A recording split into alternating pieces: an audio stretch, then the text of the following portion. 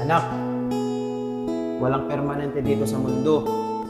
Naalala mo ba nung bata ka, yung sinasabi ko sa'yo, na dadating ang araw at oras na magkakahiwalay din tayo. At ito na nga yung araw na yun, anak. Kasi magkakaroon ka ng sarili mong pamilya.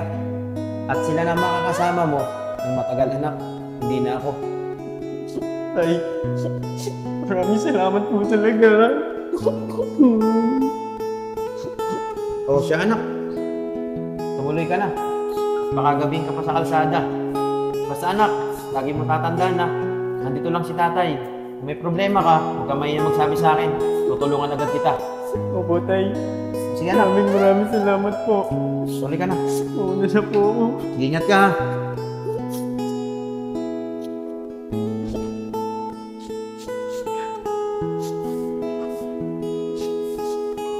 Tay, una na po ako.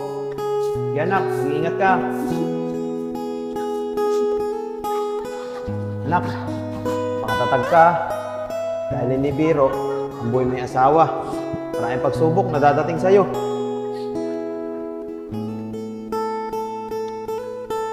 Ay, nakakabahan talaga ako. Pero, carry na to para sa magiging mag-ina ko.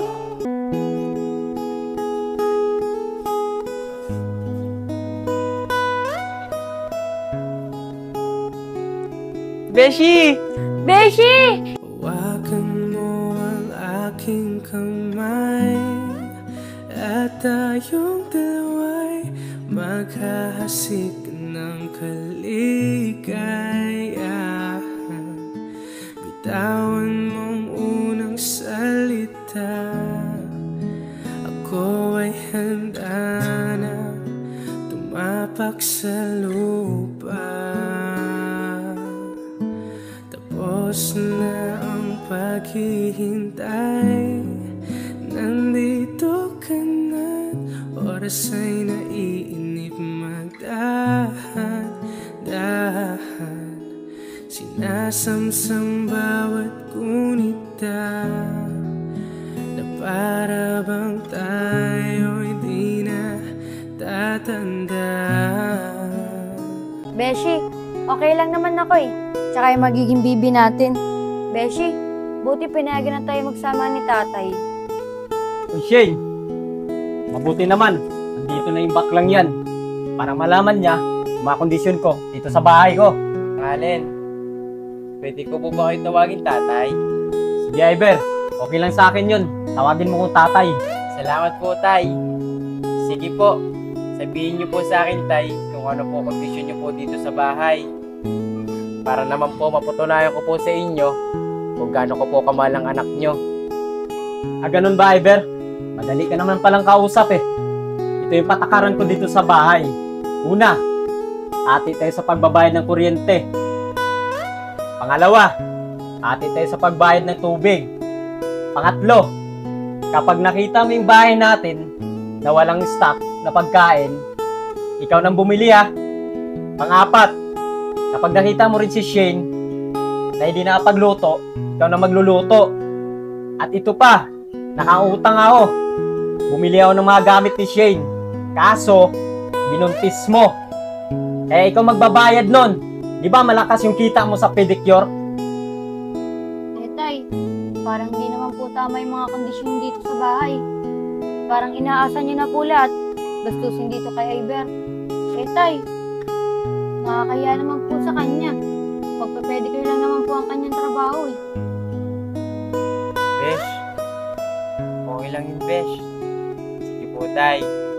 Papayag po ako sa mga kondisyon nyo dito sa bahay.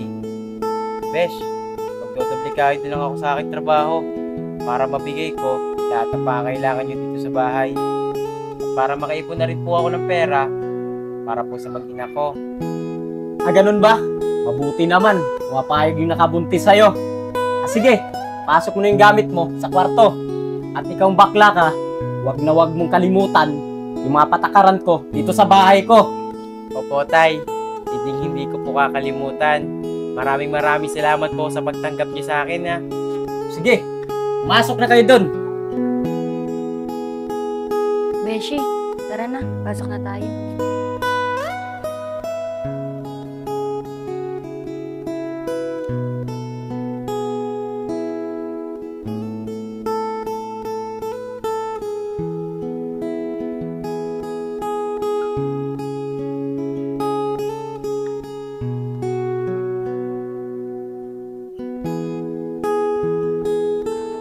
Kumaring Lea, maraming salamat. Susunod ulit. Salamat sa tip. Mwah, love you.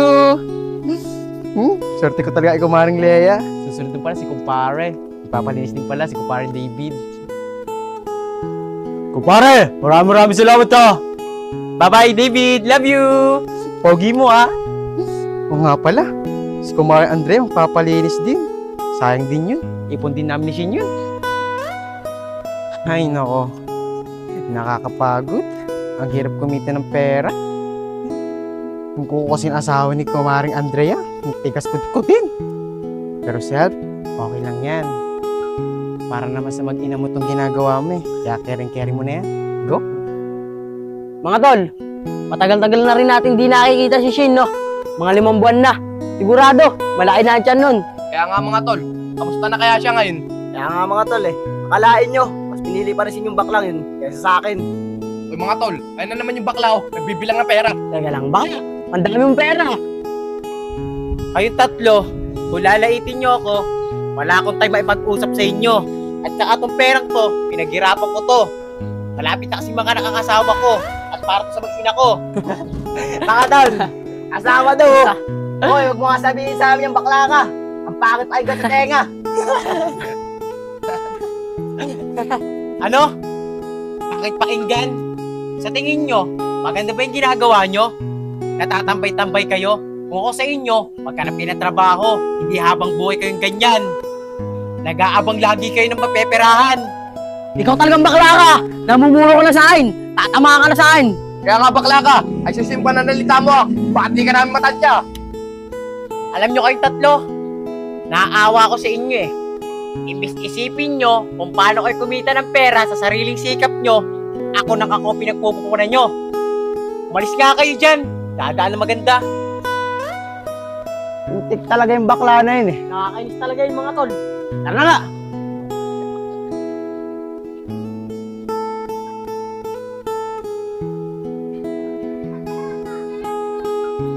Uy, mahal. May videos ako sa'yo. Ang ganda ng kinita ko ngayong araw. Talaga ba, mahal? Tingin na ako. Oh, mahal. Ang ganda ng kinita ko. Sabi mo yan, mahal. Para mapaglabas si baby, malaki ang sobra natin. Alam mo, mahal, napagod ako ngayong araw. Alam mo yung paa ni asawa ni Kumaring Andrea? Napakahirap kudkudin. Kapano kalyo? Ah, ganun ba? Kawawa naman pang mahal ko. Mahal, nagugutom ka ba? Gusto mo, paghain kita. Ako, mahal. Mamaya na lang. Nawalan kasi ako ng gana. Bago kasi umuwi dito, alam mo, nakasalubo ko yung tatlo. Si Oscar, kay ex ko si Apong, tapos si Yayag. Ako, pagka nakakasalubo ko mahal yung tatlong yun, sinisira lagi araw ko. Mahal, huwag mo na lang silang intindihin. Alam mo naman yung mga yun, wala nang ginawa sa buhay, kundi tumambay at mamorwisyo ng kapwa nila. Teka nga lang, mahal, bibilangin ko tong binigay mo sa akin. 1, 2, 3, 4, 5. Aba, mahal, maganda nga yung kinita mo ngayon ah. Mahal, sabi ko naman sa'yo, magdodublikado ako ng trabaho para malaki may ipon natin pera sa panganganak mo.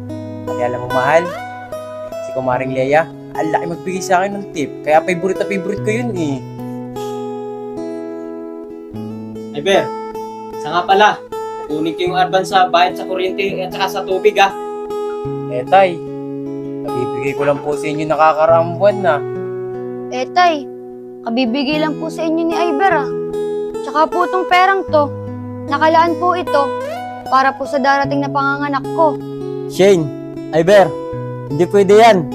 Paano naman ako? Kailangan ko rin ng pera. Tsaka marami akong pagagastusan. Diba, alam nyo naman na wala na ako ng trabaho. Kung ayaw nyo magbigay ng pera, umalis ka na lang dito sa bahay. Eh, tay, huwag ka naman pong ganyan. Mahal, sige, hindi mo na. Tay, magkano po ba kailangan nyo? Kahit 2,000 lang, pwede na yun sa akin. Hindi mo. O, tay, Yan, dapat ganyan.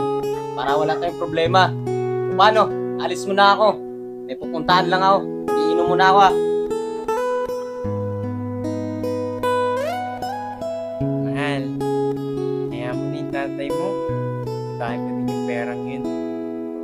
importante doon, wala siyang masasabi hindi maganda sa akin. Eh, mahal, di naman kasi tama yung ginagawa ni tatay. Di mo naman pinupulit yung pera. Pinaghihirapan mo din yun. Alam naman niya nakalaan to sa panganganak ko. Kinukuha pa niya. Ako, mahal, huwag mo nang intindihin yung tatay mo. Nai-stress ka pa dun eh. Baka mamaya pa, ano pa mangyari sa baby natin? O paano, mahal? Tara na sa kwarto. Pahinga na tayo. Mamaya na ako kakain. Sige, mahal, tara.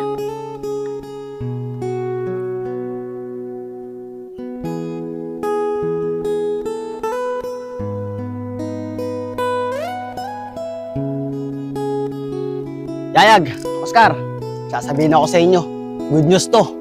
O ano na naman yun na pong? Sabihin mo na. Tol, pinakatat ako kagabi bakla. Mukhang mapera siya eh. Ganun ba parang apong? Ayos pala yun. May bakla ka na naman nakilala. Hindi mo ipapeperahan na naman tayo niyan. Siyempre naman mga tol. Mga tol, si mga alin no? Mga bata, magandang araw sa inyo. Magandang araw din sa'yo, mga Allen. Mga Allen, kamusta lang nga pala si Shane? Matagal na siyang di lumalabas ah. Malaki na po ba ang tiyan niya? Kaya nga po mga alin, kamusta na po siya? Oo, ayos lang naman yung anak ko. Saka malaki na rin yung tiyan niya. Pero ang hindi ayos sa akin, yung asawa niyang bakla. At saka hindi ko rin matanggap na yun ang nakabuntis sa anak ko. Ikaw kasi mga Allen eh. Hindi mo ako pinayagan maligaw sa anak mo. E di sana, ako nakabuntis sa kanya. At akong asawa niya ngayon. Kaya nga mga Allen, dapat kasi pinayagan mo na eh. Oo, Apong. Kung alam ko lang talaga, yung bakla yung nakabuntis sa anak ko, dapat ikaw na lang. Alin, buti nakita kita. Eh, pakibot mo naman sana sa anak ko to. 2,000 yan. Sige, Sol, ako nang bahala sa anak mo. Sige mamadali kasi ako eh. May pupuntahan kami. Sige, abot mo na lang to sa kanya. Sama ko yung kapatid ko eh. Pakihabot na lang sa kanya. Yung mga bata, yan na kayo ah. Sige po. Yung mga bata, gusto nyo bang mag-inom? Siyempre naman po, gusto namin yan. Oo nga mga alin, kailangan maraming pulutan yun na. Kaya nga mga Allen, dapat malalasing mo kami ah. Sige, tara na. Tara!